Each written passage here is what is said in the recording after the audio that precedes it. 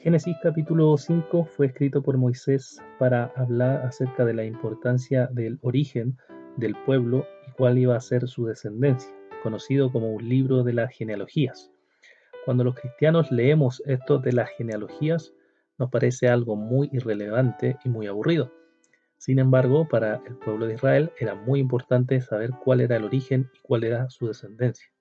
Es por eso que este capítulo está lleno de referencias para saber de dónde proviene el pueblo de Israel. Tenemos 10 familias o 10 descripciones de familia de dónde vienen ellos. Primero comienza señalando que Adán y Eva fueron creados a imagen y semejanza y tuvieron otros hijos e hijas, y ahí tuvieron también a Set, Adán muriendo finalmente con 930 años. Luego nos encontramos con que Set tuvo a Enos y a otros hijos e hijas y muere a los 912 años. Luego tenemos a Enos, el cual tuvo a Cainán y tuvo otros hijos e hijas y muere a los 905 años. Luego seguimos con Cainán, quien tuvo a Mahalalel y a otros hijos e hijas y muere a los 910 años. Luego tenemos a Mahalalel, que tuvo a Yared y a otros hijos e hijas y muere a los 895 años. Luego tenemos a Yared, que tuvo a Enos y a otros hijos e hijas y que muere a los 962 años. Luego tenemos a Enoc, que tuvo a Matusalén y a otros hijos e hijas y fue llevado por Dios a los 365 años. Luego tenemos a Matusalén, que tuvo a Lamec y a otros hijos e hijas y muere a los 969 años. Luego tenemos a Lamec, que tuvo a Noé y a otros hijos e hijas y que muere a los 777 años.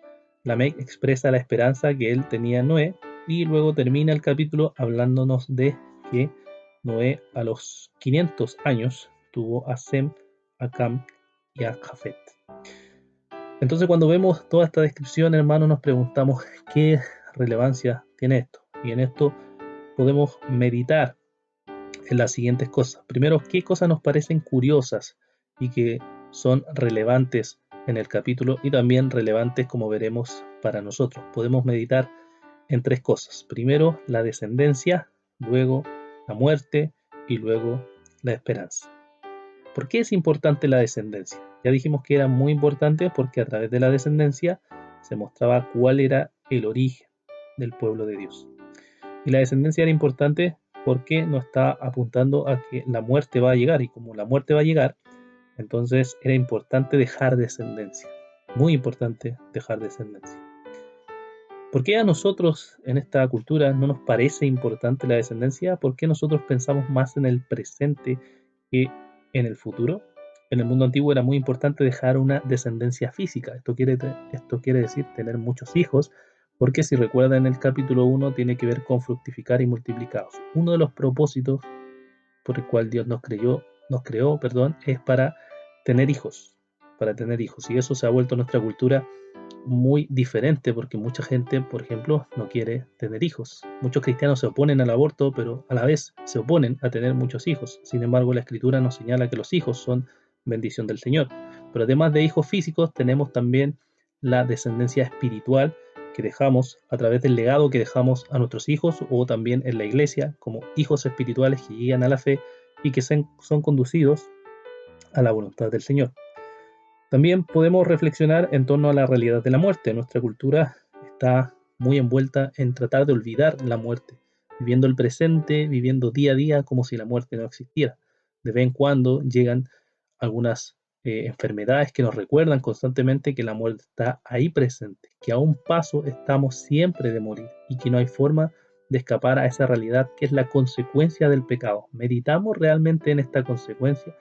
¿Meditamos en lo terrible que es la muerte, la cual nos rodea día tras día a nuestro alrededor y nos muestra que es la consecuencia del pecado? Pero también podemos reflexionar en torno a la esperanza. Lamec había puesto su esperanza en Noé. Si uno ve, por ejemplo, el versículo 29, Lamec a los 182 años tuvo a este hijo que le puso por nombre Noé y dijo: este nos dará descanso de nuestra labor y del trabajo de nuestras manos por causa de la tierra que el Señor ha maldecido. Lamec estaba poniendo la esperanza en Noé, pensando que Noé era probablemente ese Salvador que se había prometido en el capítulo 3, versículo 15. Noé era al parecer aquel que le iba a dar descanso, alivio o reposo al mundo a través de que Dios lo iba a escoger para llevar y realizar un propósito que tenía en su vida. Sin embargo, como sabemos, Noé fue usado por Dios porque caminó con Dios, pero Noé también después pecaría, embriagándose y pecando más adelante. Podemos ver que el pecado llega y lo alcanza también a Noé, en aquel que había puesto su esperanza. ¿En quién ponemos, hermanos, nosotros nuestra esperanza? Algunos pueden ponerlo en ciertos partidos políticos, en ciertas visiones de la vida para tratar de explicar la realidad, pero en verdad todos los hombres fallan, todas las cosas de este mundo fallan, todos fallan. No hay nadie que sea sin pecado, a excepción de nuestro Señor Jesucristo, en quien verdaderamente debemos poner nuestra esperanza y podemos decir que Él verdaderamente nos da descanso, Él nos da alivio a todos, porque Él es verdaderamente nuestro Salvador. Entonces, hermanos, Cristo nos trae descendencia. Cristo es quien vence a la muerte. Cristo es quien nos trae esperanza. Estas tres cosas que están en este capítulo, el único que puede vencerlas, el único que puede traer esperanza, el único que nos puede sostener, es siempre nuestro Señor Jesucristo. Que el Señor les bendiga.